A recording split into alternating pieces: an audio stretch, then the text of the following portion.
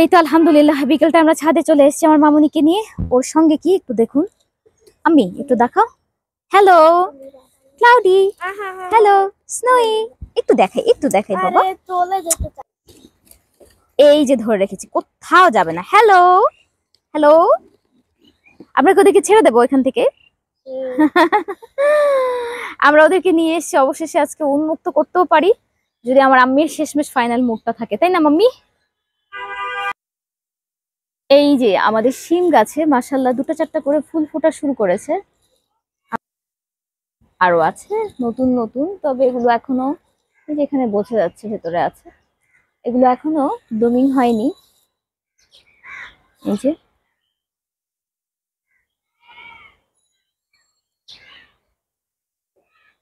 এক একটা কিন্তু এক একটা জাতের, যদিও একটা দেশি শিম কিন্তু এক একটা জাতের। এই যে এখানে আমি দেখতে পাচ্ছি এটা হচ্ছে বেগুনি কালারের, এটা শিমটা হবে সবুজ, গাঢ় সবুজ। ওই দিকে দেখা যাচ্ছে ওটা কিন্তু যেটা সাধারণত আমরা সব সময় শিম গাছে যে ফুলটা কালার দেখি ওই কালারটাই। আর এদিকে একটা সাদা আছে, দেখতে পাচ্ছেন কিনা জানি না, এই যে এখানে একটা সাদা আছে। তো এই বাগান বিলাসের ওই পাশটা দিয়েই যাচ্ছে শিম গাছটা। এই আমার লাউ গাছের আপডেট, ওকে একটু ভেঙে দিতে হবে, ও ওই দিক দিয়ে বড় হয়ে যাচ্ছে। ফ্রিজি কাটিং অলরেডি সম্পূর্ণ হয়েছে, কিন্তু ওদিক দিয়ে যে বড় হয়ে যাচ্ছে, সো ওকে ভেঙে দিতে হবে। আমি এই কাজটা করছি। হ্যালো, তোমরা বের হয়ে যাও সোনামণিরা। টুকি, হ্যালো, আসো আসো। মা কোন দিকে নেবো?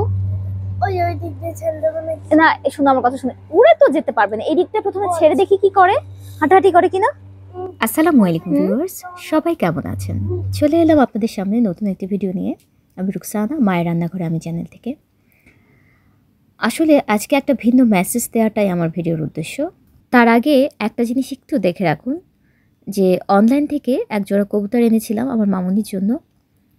আসলে আমরা সবসময় তো বাচ্চাদেরকে দামি দামি খেলনা উপহার দিই, তাই না?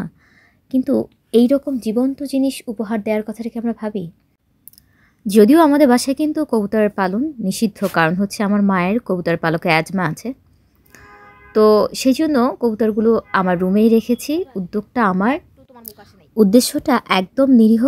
আসলে এখনকার যুগে বাচ্চাদের যাওয়ার খুব একটা জায়গা নেই, রিক্রিয়েশনের খুব একটা সুযোগ নেই, তাই এই সমস্ত জিনিসগুলো দিয়ে আপনারা যদি বাচ্চাদের মনটা ভরাতে পারেন, ওদের শৈশবটা নিঃসন্দেহে আনন্দে কাটবে। তো সেই প্রচেষ্টা থেকে অনলাইনে বিক্রয়.com থেকে কবুতর আনিয়েছি, গতবারও আনিয়েছিলাম। তো এটা 15 দিনের মতো আমাদের সঙ্গে ছিল। আমরা যখন ছাদে গেছি ওকে নিয়ে গেছি বক্সে করে। আবার আমাদের সঙ্গে বাইরেও যেভাবে ছাড়া পালতাম আমরা, যেহেতু কি করেছি, ডানার শেষ দিকে, শেষ ভাগটায় যে ওড়ার ডানাগুলো থাকে, সেই জায়গাগুলোতে স্কচ টেপ দিয়ে দিয়েছি। স্কচ টেপ দিলে বললে ভুল হবে, আসলে এটা এক ধরনের আঠালো টেপ, যেটা ওড়ার ডানাগুলোর শেষ 4টা পালক যদি আপনি আটকে দেন, তাহলে কিন্তু ডানার খুব একটা ক্ষতি হবে না। যখনই আপনি খুলে দেবেন, টেপটা কেটে দেবেন, তখনই আবার আগের মতো ওড়ার ক্ষমতা ওরা পেয়ে যাবে। তো আমরা যেহেতু 15 দিন খেলে কবুতরগুলোকে ছেড়ে দেই কিংবা কাউকে দিয়ে দিই, আমাদের বাসায় ওগুলোকে হত্যা করি না, জবাই করি না, তো সেই জন্য আমরা এভাবে আসলে ওদেরকে উন্মুক্ত অবস্থায় পুষি, যেন আনন্দটাও বাড়ে, ওরাও আমাদের সহচর্যে বেশ হ্যাপি থাকে, একটা হ্যাপিলি পরিবেশ। কারণ পাখি যদি আপনি খাঁচার ভেতর রাখেন, সেই আনন্দটা কিন্তু পাওয়া যায় না। পাখি যদি খাঁচাই থাকলো, তাহলে কি কার ভালো লাগে আমি জানি না, আমার অন্তত ভালো লাগে না পাখিকে খাঁচায় বন্দি অবস্থায় দেখতে। তো এই তো আমরা দুজন ছাদে চলে আসলাম, আমি আর মামুনি। আমরা এখন এখান থেকে কিছু খড় সংগ্রহ করব। আলহামদুলিল্লাহ এইটুকুতেই আমাদের যথেষ্ট হয়ে যাবে।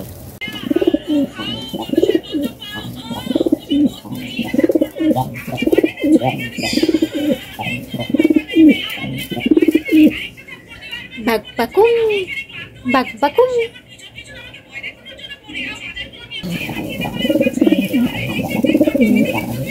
খাকি প্রজাতির কবুতর মাত্র 600 টাকা, 400 টাকা ছিল জোড়ার দাম, আর বাসায় পরিবহন খরচ 200 টাকা। এর মধ্যে আমাকে খাবারও দিয়ে দিচ্ছে 1 মাসের। ভাবুন কত সুন্দর, আপনি একটা খেলনা কিনতে গেলেও কিন্তু 600 টাকা পড়েই যাবে। তো এর চাইতে সুন্দর খেলনা আমার মনে হয় আর কিছু হয় না। হয়তো আমাদের খানিকটা পরিশ্রম হয়, কিন্তু আমি বলবো বাচ্চাদেরকে এই রকম জীবন্ত খেলনা উপহার দিন। এই দিকটায় আমরা খিচুড়ি করে নিয়েছি 2 বোন মিলে। আম্মা বেশ খানিকটা গরুর মাংস রান্না করে গিয়েছিল, সেখান থেকেই খানিকটা তুলে রেখেছিলাম। খিচুড়িতে দিয়ে দেওয়াতে টেস্টটা বেশ ভালো আসছে। আলাদা করে আর গরুর মাংস বা মুরগির মাংস রান্নার কোনো প্রয়োজন হয়নি। শুধু মরিচ ভর্তা করে নিয়েছি আর ডিম ভাজা। আর মায়ের সেই বিখ্যাত আচারটা তো আছে, যেটা এবার সবচেয়ে বেশি বোধহয় আমিই সাবার করছি। ইনশাআল্লাহ কোনো একদিন এই রেসিপিটা দেব, এবং যদি এই রেসিপিটা ফলো করে এই আচারটা আপনারা কখনো করেন, আমি বিশ্বাস করি অবশ্যই আপনারা মায়ের রান্নাঘরে আমি চ্যানেলটাকে ভালোবেসে পাশেই থেকে যাবেন। দেখুন কত আঠালো খিচুড়িটা হয়েছে। আর কার কার এই রকম খিচুড়ির সঙ্গে, পাতলা খিচুড়ির সঙ্গে মরিচ ভর্তা খেতে ভালো লাগে, অবশ্যই আমাকে কমেন্টস করে জানালে খুশি হব। আর দুপুরে ছিল এই সিম্পল আয়োজন। আসলে যদি মাংস দিয়ে খিচুড়ি রান্না করা হয় আর যদি এই রকম জলপাইয়ের মুখরোচক আচার থাকে, আমার মনে হয় আর কিচ্ছু লাগে না শীতকালে।